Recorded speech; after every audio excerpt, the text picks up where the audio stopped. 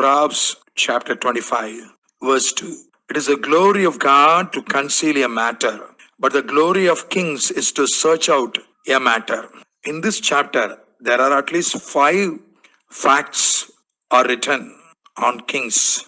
In some translations, including Message translation, the kings are mentioned as leaders. The word leaders is used instead of kings. Kings also lead us. We all have leaders. We all have bosses. We have a boss in our family. Husband is our boss. Parents are our bosses. If you are a student, your teacher or professor is your boss. If you are an employee, your manager or team leader or your immediate superior is your boss. When you go to church, pastor is a boss. Our officers, government officers are our bosses. So we have bosses. We have leaders. We have superior authorities over us. How to handle them? Many times we fail. Many times we get confused. So this chapter throws a lot of light into this area. And number 1 is the glory of kings is to search out a matter. Verse 2. The leader, the boss, will be searching out a matter. He will be inquiring. He will be investigating. He will be, getting informations on that matter. So it is very difficult to hide anything from our boss.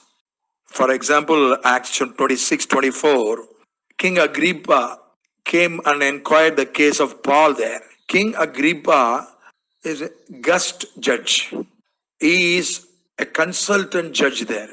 He is totally new to the case. But what Agrippa said, Paul, oh, you are overeducated. Your overeducation is making you insane.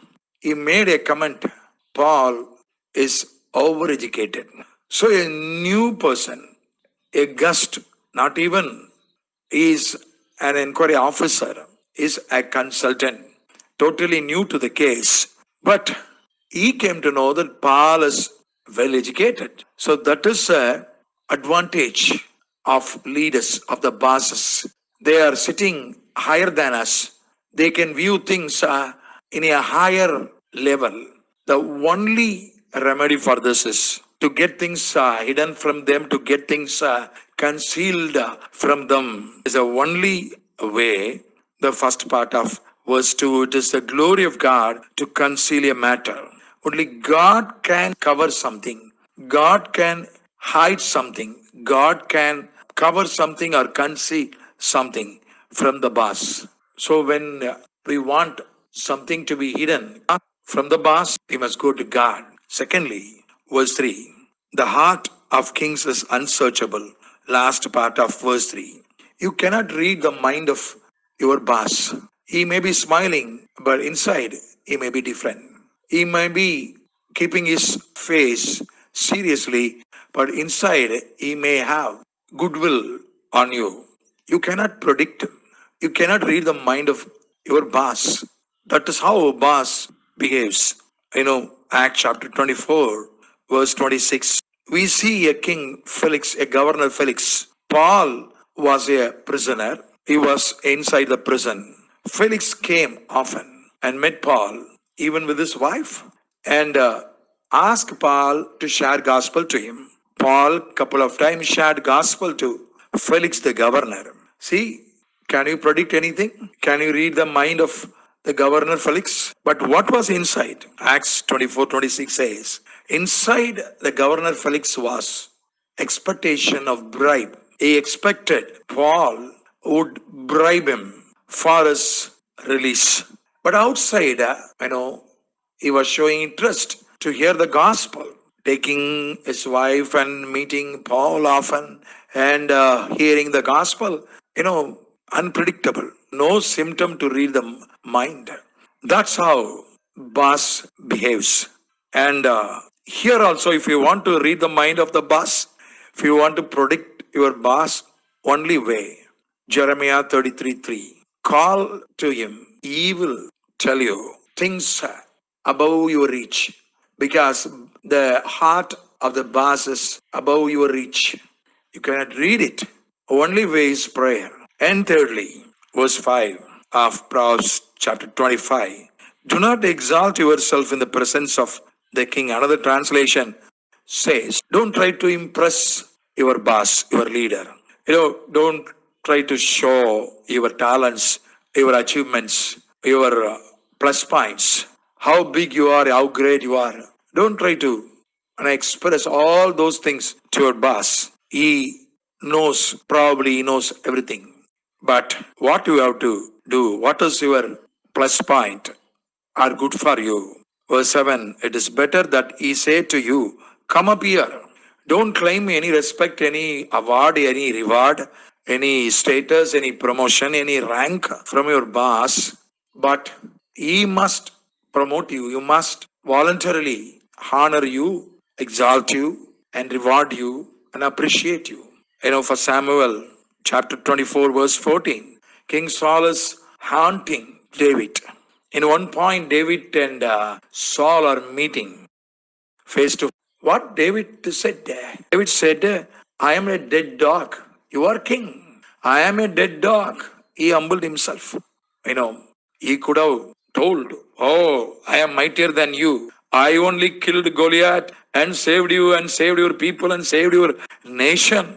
Why you forgot this and haunting me? He could have told all these things. David was more popular, more famous, but he never claimed all those things. He never, expressed all those things. He humbled himself. He said, you are king, I am a dead dog. But what happened? What was the reaction of King Saul? He said, he appreciated David and departed. So humility is a key to get appreciated, to get rewarded, to get awarded, to get promoted by our boss. Fifthly, verse 15. Before that, let me read verse 5. Take away the wicked from before the king, and his throne will be established in righteousness. In one translation, take away the evil advisers before the leader.